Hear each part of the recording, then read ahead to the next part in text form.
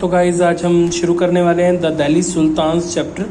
ठीक है, तो इसके अंदर हम पढ़ेंगे बेसिकली दिल्ली के सुल्तान्स के बारे में, उनकी कॉन्स्टिट्यूएंसीज़, दिल्ली की कॉन्फ़िगरेशन के बारे में, ये सब कुछ हम इसमें पढ़ेंगे।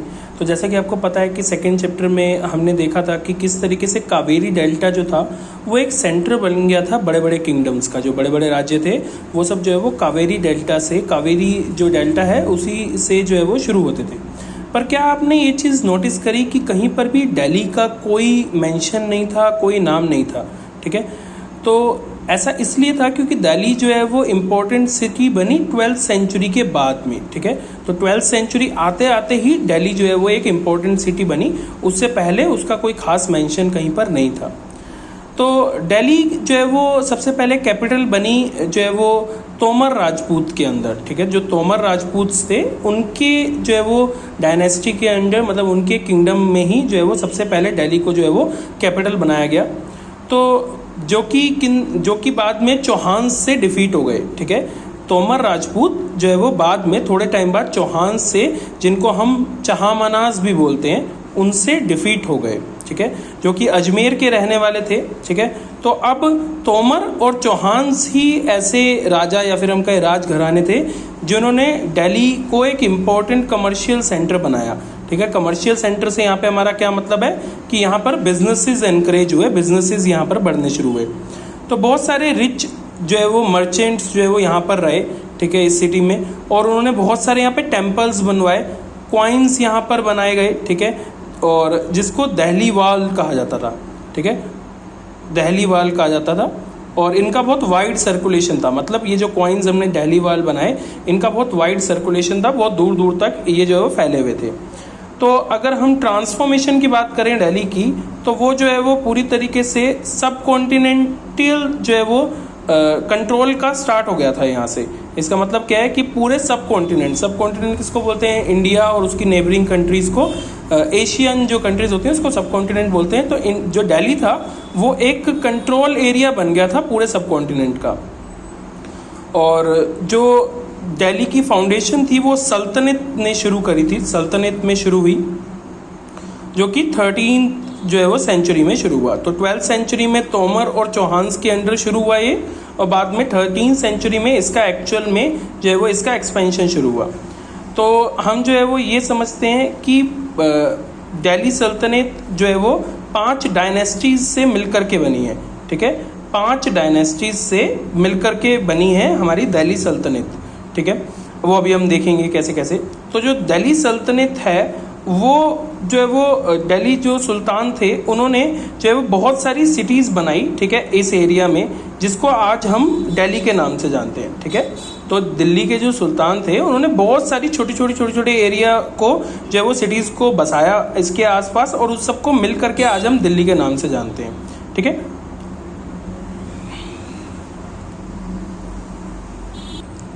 सेकंड पेज पे ये बहुत इंपॉर्टेंट एक आपको चार्ट दे रखा है, जिसके अंदर आपको ये बता रखा है कि दिल्ली के कौन कौन कब कब रूलर्स रहे।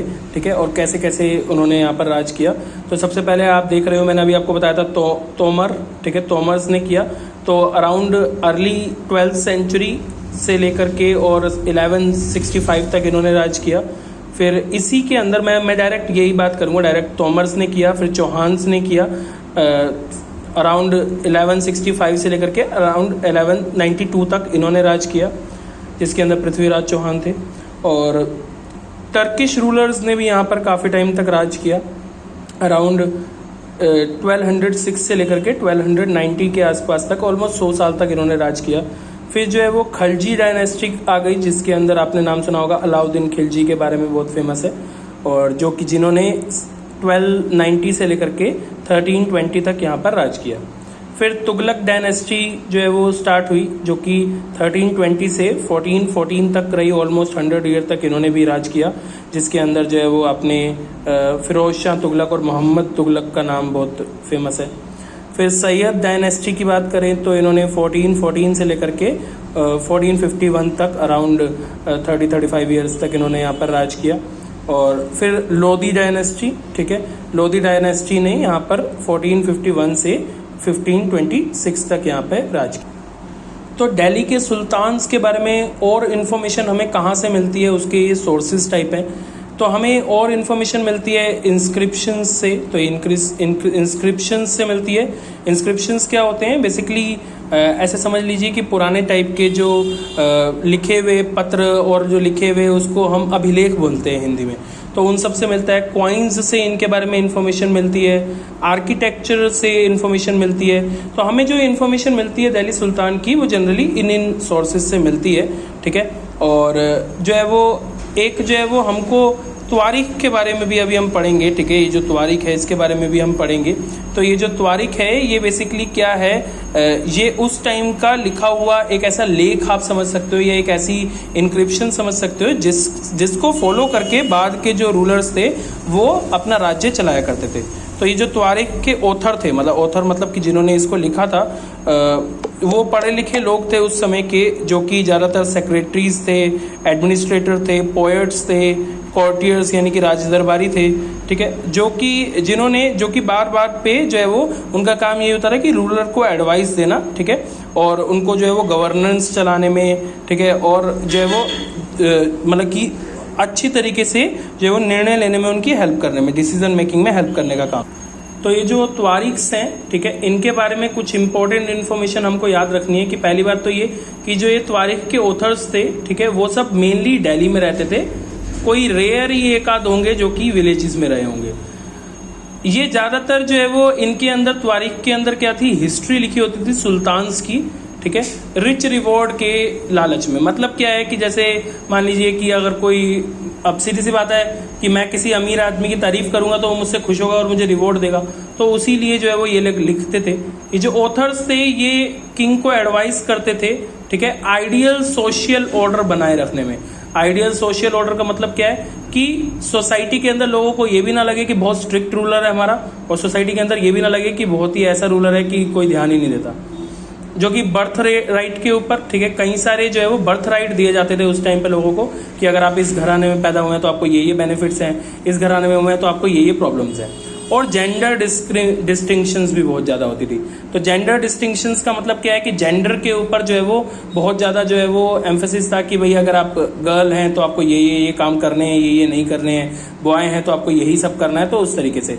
तो ये जो है वो इन दोनों मेनली इन दो टॉपिक्स के ऊपर जो है वो एक आइडियल सोशल ऑर्डर बनाने के लिए, मतलब कि जो राजा है वो इन दोनों के ऊपर जो है वो भेदभाव ना करे, लोगों में जो है वो डिस्क्रिमिनेशन ना करे, इसीलिए ये जो त्वारीख के ऑथर्स थे वो राजा को रिकमेंडेशन दिया करते थे, आइडियाज दिया करते थे।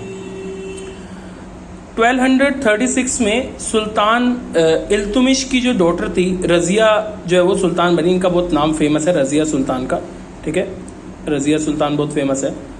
और इनको जो है वो मतलब कि इनको इसलिए चुना गया क्योंकि ये अपने ब्रदर्स से ज़्यादा क्वालिफाइड थी, ठीक है। अब क्वालिफाइड का मतलब ये नहीं है कि पढ़ी लिखी थी, क्वालिफाइड एज इन ज़्यादा अवेयर थी, ज़्यादा कनेक्टेड थी लोगों से, उस तरीके से। तो जो उसके but he was not comfortable at having queen as ruler. तो जो उनके भाई थे वो इस चीज़ को कंफर्टेबल नहीं फील करते थे, और ना ही बना तो दिया सुल्तान ने अपनी बेटी को, लेकिन वो भी जो है वो कंफर्टेबल फील नहीं करता था, ठीक है। और जो उनके चाहने वाले लोग थे वो भी इस चीज़ से बहुत नाराज़ थे, क्योंकि पहली बार था कि किसी लेडी को जो है वो सुल्तान बनाया गया था। तो इसीलिए उसको, ये बहुत इंपॉर्टेंट चीज़ है, उसको गद्दी से हटा दिया गया, उसको जो है वो थ्रोन से हटा दिया गया, राजगद्दी से 1240 में, ठीक है, 1236 में बनी थी। ऑलमोस्ट 4 ईयर तक राज करने के बाद उसको हटा दिया गया था। तो इसके अंदर नेक्स्ट है आपका from garrison town to empire the expansion of Delhi Sultanat. तो इसके अंदर अब हम समझेंगे आगे का कि किस तरीके से 13th सेंचुरी के अंदर जो दिल्ली के सुल्तान्स थे वो अब क्या थे, वो अपने फोर्टिफाइड टाउन्स का मतलब क्या है, जो उनकी प्रिस्क्राइब्ड जगह थी उसको छोड़ करके, ठीक है, अब उन्होंने गैरिसन्स पर कब्जा करना शुरू कर दिया था। ये बेसिकली गैरिसन्स का मतलब क्या है, तो दूर का एरिया, जो कि आप कह सकते हो कि बंगाल साइड का जो एरिया था, ठीक है, उस साइड पे जो है वो इन्होंने कब्जा करना शुरू कर दिया था। और जो सुल्तान थे उन्होंने जो है वो हिंडरलैंड की सिटीज़ पर कब्जा करना शुरू किया, ठीक है। और अब जो सुल्तान्स थे वो ट्रेड पर, ट्रिब्यूट पर और प्लंडर ऑफ सप्लाईज पर जो है वो बेस्ड थे, मतलब कि अब उनको जो है वो अपना लाइफ चलाने के लिए ये सब चीज़ों की जरूरत थी, बिजनेस पे डिपेंडेंट होना चाहते थे वो, ठीक है। मतलब वो चाहते थे कि उनका खुद का बिजनेसेस हो और उससे उन्हें इनकम आए। गैरिसन टाउन को, जो कि बहुत दूर बंगाल के अंदर था, ठीक है, उसको जो है वो दिल्ली से कंट्रोल कर पाना बहुत मुश्किल होता जा रहा था, ठीक है। तो वहाँ पे रेबेलियन वॉर हो रहे थे। रेबेलियन वॉर का मतलब क्या है कि वहाँ पे आदिवासी लोग झगड़ रहे थे, ठीक है। बैड वेदर भी वहाँ पे एक प्रॉब्लम बनता जा रहा था कम्युनिकेशन में। तो जो दिल्ली अथॉरिटी थी उनको इवन मंगोल के जो मतलब कि मंगोल के जो राजा थे और अफगानिस्तान के जो राजा थे, वहाँ के गवर्नर्स थे, उन्होंने जो है वो चैलेंज भी किया था, ठीक है, क्योंकि उनको ऐसा लगता था कि दिल्ली में बैठे हुए सुल्तान जो है वो यहाँ तक उतना जो है वो कवर नहीं कर पाएंगे एरिया, इतना बड़ा एरिया, ठीक है। तो सुल्तान की वीकनेस बन गई थी ये चीज़, ठीक है, कि इतना बड़ा एरिया। अब जो सल्तनत थे वो जो है वो इन चैलेंजेस को मेट तो नहीं कर पाते थे, ठीक है। दे बेयरली सर्वाइव द चैलेंज, क्योंकि ऑब्वियसली बात है इतनी दूर बैठे हुए, कहाँ बंगाल और कहाँ दिल्ली, तो वो उस चीज़ को कवर नहीं कर पाते थे। तो इसीलिए जो है वो ये प्रॉब्लम्स उनको फेस करनी पड़ी। बाद में क्या हुआ कि ये सब जो है वो वही उसके अंदर लिखा हुआ है कि बाद में इसको कंसोलिडेट करने की कोशिश की गई दिल्ली सुल्तान की, घियासुद्दीन सिद्दीकी हुई, या फिर अलाउद्दीन खिलजी हुए, मोहम्मद बिन तुगलक हुए, इन सब ने कोशिश करी दिल्ली सल्तनत को बढ़ाने की, लेकिन उतना ज़्यादा नहीं बढ़ा पाए। तो ये जो कुछ कैंपेन्स थे स्टार्टिंग के, उसके अंदर क्या था, इंटरनल फ्रंटियर्स को मजबूत करना था। इंटरनल फ्रंटियर्स का मतलब क्या है कि पहले तो जो आसपास के एरिया हैं दिल्ली के, उन सब पे कंट्रोल जो है वो एस्टेब्लिश करना चाहते थे, ठीक है। और जो सल्तनत थे वो क्या चाहते थे कि जो कैंपेन्स जो है वो चलाए जा रहे हैं उसके अंदर नुकसान ना हो, बट फिर भी जो गंगा जमुना दाब था, ठीक है, डॉब था, ठीक है, उसको क्लियर किया गया, ठीक है, मतलब उसके रास्ते को क्लियर किया गया ताकि ज़्यादा से ज़्यादा माल की सप्लाई और ये सब सामान सुमन लाया जाया जा सके। और हंटर गैदरर्स को, ठीक है, हटाया गया उनकी जगह से। हंटर गैदरर्स कौन से होते हैं, वही जो एक सामान पर एक जगह पर रुकते हैं थोड़े टाइम पर, और फिर उसके बाद में वहाँ पे जब सारा जो है वो चीज़ें ख़त्म हो जाती हैं तो फिर वो किसी दूसरी जगह पे चले जाते हैं। तो उन सबको भी अपने natural expelled from the natural habitat, तो उनको हटा के भेज दिया गया, उनकी नेचुरल हैबिटेट से बाहर निकाल दिया गया। जो लैंड लिया गया इन हंटर गैदरर्स से, वो किसको दे दिया गया, पीजेंट्स को दे दिया गया एग्रीकल्चर के लिए, ठीक है, बिकॉज जितना ज़्यादा एग्रीकल्चर होगा उतना ही ज़्यादा टैक्स मिलेगा, गवर्नमेंट उतनी ज़्यादा स्ट्रॉन्ग होगी। नए नए जो है वो फोर्ट्रेसेस बनाए गए, ठीक है, नए नए किले बनाए गए, ठीक है। और बेसिकली इतना ही था कि रीजनल ट्रेड को प्रमोट किया जाना चाहिए था, मतलब रीजनल ट्रेड को प्रमोट करना चाहते थे वो, ठीक है। रीजनल ट्रेड को प्रमोट करने से मतलब ये है कि आसपास के जो लोग हैं उनको ऐसा फील ना हो कि हमारा बिजनेसेस जा रहे हैं, उनके बिजनेसेस को और बेटर करना ताकि ज़्यादा बेटर टैक्सेस मिले। जो दूसरा एक्सपेंशन हुआ वो हुआ एक्सटर्नल फ्रंटियर में। अभी आपको बताया था पहले इंटरनल फ्रंटियर में हुआ था, ठीक है। अब एक्सटर्नल फ्रंटियर में जो है वो बाहरी इलाके में जो है वो इसको फैलाया गया, मिलिट्री को और बड़ा किया गया, ठीक है। अलाउद्दीन खिलजी के टाइम पे मिलिट्री और बड़ी की गई, ठीक है। मोहम्मद तुगलक के टाइम पे और बड़ी की गई, ठीक है। तो इस तरीके से वो अपनी आर्मीज को बढ़ाते जा रहे थे। तो जो सल्तनत थे उन्होंने अपनी आर्मीज के अंदर एलिफेंट्स, हॉर्सेस, स्लेव्स का मतलब क्या होता है, जो लोग दास बनाए जाते हैं, मतलब जिनको हमने खरीद लिया होता है जिंदगी उनकी, और उनको जो है वो भेजा जाता था प्रीशियस मेटल्स वगैरह लेने के लिए, ठीक है। दूर दूर तक ये पूरे एक मतलब कह सकते हो जत्था बना के भेजा जाता था, पूरा एक ग्रुप बना के भेजा जाता था इन सब का, और प्रीशियस मेटल वो लोग वहाँ से लेके जाते थे। तो जब तक मोहम्मद तुगलक का जो है वो एक एरा ख़त्म हुआ करीब 150 साल में, तो एक हम्बल बिगनिंग हो चुकी थी एक नए दिल्ली सल्तनत की, ठीक है, जिसके अंदर जो कि अब टोटली किस पर बेस्ड था, कलेक्शन ऑफ टैक्सेस पर बेस्ड था। कोई भी हार्श रूलिंग नहीं करते थे वो लोग, टोटली टैक्स कलेक्शन के ऊपर बेस्ड था कि अब जो भी बिजनेस करेगा, जो भी मतलब कि गवर्नमेंट की इनकम होगी वो टोटली टैक्स के ऊपर होगी। सो अब समझते हैं closer look administration consolidated under the Khiljis and Tughlaqs.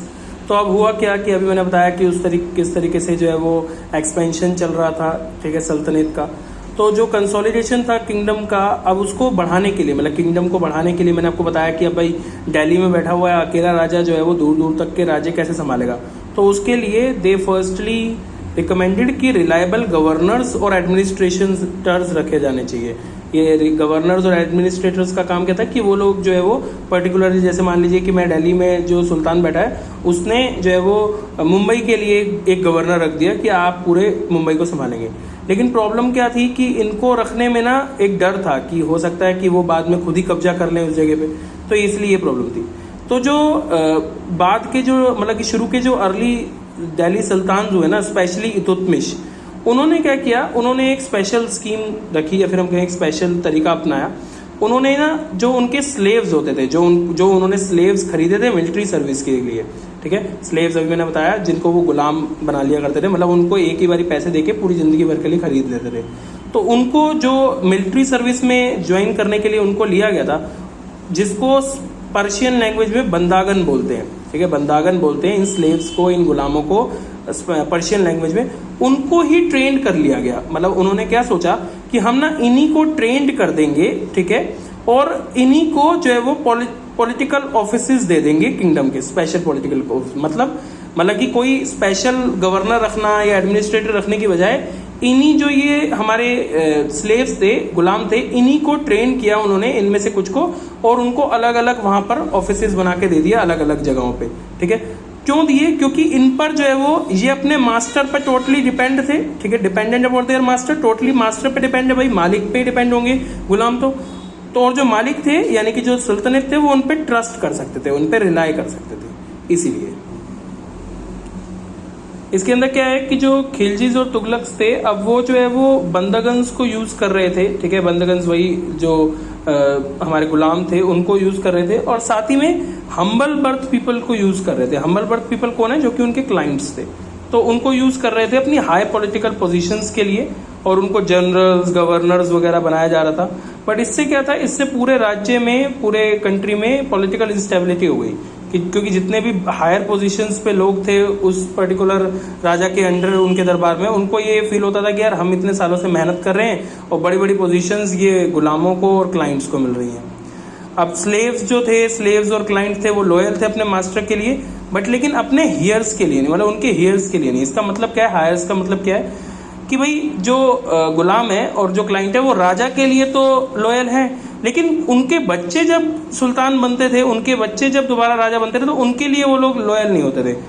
और उनको ये भी पता होता था कि जो नए सुल्तान होंगे वो अपने खुद के ओन सर्वेंट्स रखेंगे, मतलब कि अपने नए सर्वेंट्स रखेंगे, नए गवर्नर, नए जनरल्स बनाएंगे।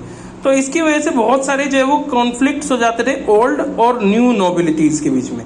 मतलब कि जब पुराने ये गवर्नर जनरल्स होते थे इनके, और जो नए बनाते थे ये उनके बच्चे, उनके बीच में, जो राजा के बच्चे नए बनाते थे, ठीक है। तो ये सब प्रॉब्लम्स आ रही थी।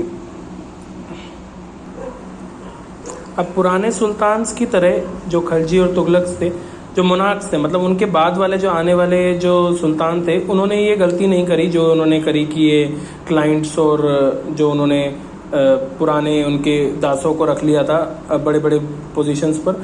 तो इन्होंने क्या किया, मिलिट्री कमांडर्स को, जो उनकी मिलिट्री में बड़ी बड़ी पोजीशन पर कमांडर थे, उन्हीं को एज अ गवर्नर रखा अपनी टेरिटरी के अंदर, ठीक है, जो कि अलग अलग साइज की टेरिटरी होती थी। और ये टेरिटरी को, मतलब ये एक हिस्से को, टेरिटरी मतलब एक हिस्सा जमीन का, उसको इक्ता बोलते थे, और इसको जो ये मिलिट्री कमांडर संभालता था उसको इक्तदार बोलते थे, ठीक है, या फिर मुक्ति भी बोलते थे।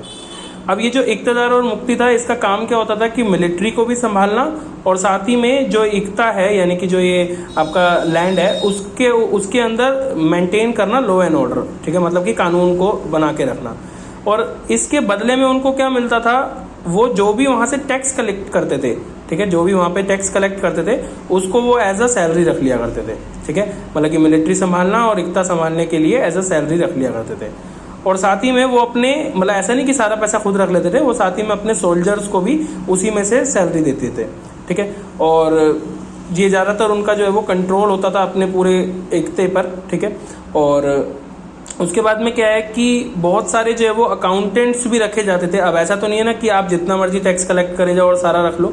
तो जो एस्टेट थे यानी कि जो राजा होते थे वो जो है वो रखते थे, वो ना, मतलब कि वो एक तरीके से अकाउंटेंट्स रखते थे, जिनका काम यही होता था कि ये चेक करना कि कितने जो है वो रेवेन्यू कलेक्ट हो रहा है, रेवेन्यू कितना कलेक्ट हो रहा है, मुक्तीज यानी कि जो इक्तेदार है वो कितना रेवेन्यू कलेक्ट कर रहे हैं। क्योंकि उन्हें एक्स्ट्रा जो रिवेन्यू कलेक्ट होता था उनकी सैलरी और जो उनके सोल्जर्स की सैलरी देने के बाद वो उन्हें जमा कराना होता था, तो वो चेक करते थे कि कहीं एक्स्ट्रा कलेक्ट तो नहीं हो रहा है, तो उस तरीके से।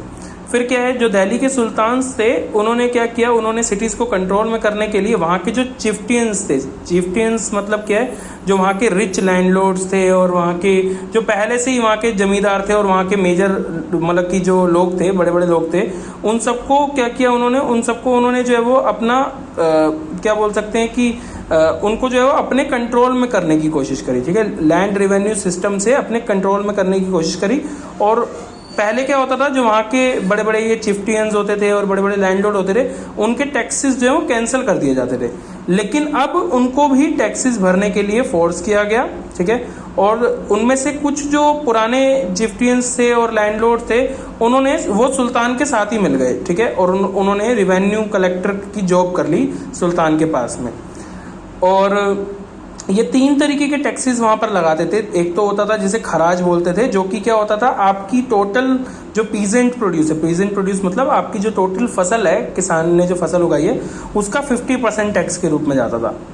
दूसरा टैक्स होता था कैटल पे, यानी कि आपके पास जो गाय भैंस बकरियाँ इन सब के ऊपर। और उसके बाद में तीसरा टैक्स होता था आपके हाउसेस के ऊपर, कि आपने कितना बड़ा घर है और आपके पास में कितनी बड़ी ज़मीन है उसके ऊपर। अब ये इम्पोर्टेंट है याद रखना कि जो बड़े बड़े मतलब सब कॉन्टिनेंट का जो बड़ा हिस्सा था वो अभी भी दिल्ली के कंट्रोल से बाहर था, सुल्तान उस पर कंट्रोल नहीं कर पाते थे। उसका सबसे बड़ा रीज़न क्या था कि भाई अगर बंगाल है, बंगाल जितनी दूर है, दिल्ली से कंट्रोल हो ही नहीं सकता। तो धीरे धीरे करते हुए ये जो पूरा बंगाल और ये दूर दूर के जो एरिया थे वो खुद ही में इंडिपेंडेंट हो गए, इन्होंने खुद को ही इंडिपेंडेंट घोषित कर दिया।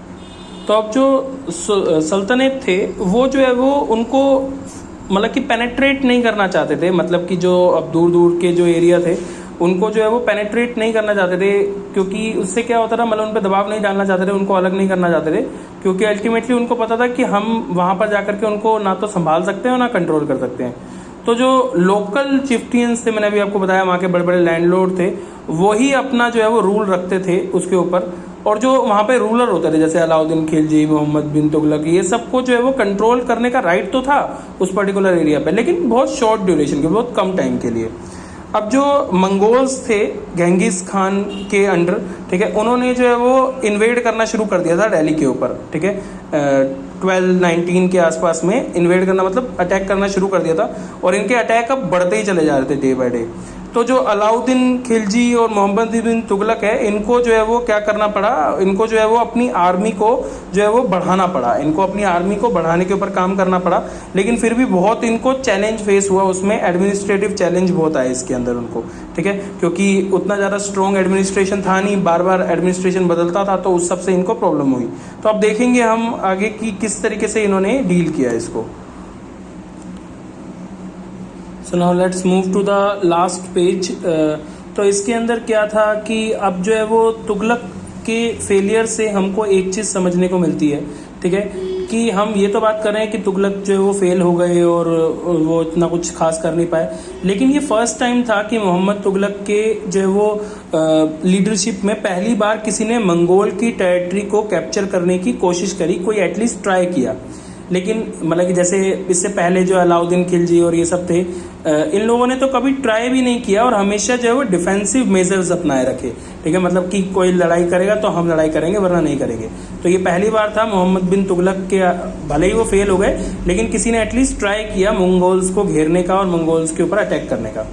अब समझते हैं कि सल्तनत कैसा था 15th और 16th सेंचुरी के टाइम पे किस तरीके से चल रहा था।